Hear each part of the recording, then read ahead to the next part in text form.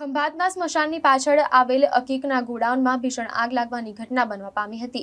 વહેલી સવારે 4 વાગે આગ લાગતા પાલિકા ફાયર વિભાગની ટીમ ઘટના સ્થળે આવી પહોંચી હતી। ખંભાત નગરપાલિકાના ફાયર વિભાગના કર્મચારીઓ પાસે સેફટી અને સુરક્ષાના સાધનો ના હોવાથી લાચાર બન્યા હતા। કર્મચારીઓએ દ્વારા વારંવાર રજૂઆત કરવામાં આવી છે, તેમ છતાં ચીફ ઓફિસર તેમજ પ્રમુખ દ્વારા અંધેર નગરી ગંડુરાજ જેવો ઘાટ જોવા મળી રહ્યો છે। પ્રાથમિક અનુમાન પ્રમાણે શોર્ટ સર્કિટના કારણે આગ લાગ્યાનું અનુમાન લગાવાઈ રહ્યું છે।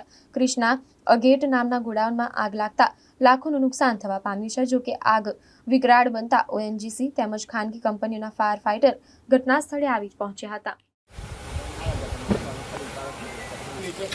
તારું મારેલું તો આ ફીટ નીકળે નહીં, દોડો ફીટ થઈ ગયો, એંગલ નહીં, એંગલ મારી છે।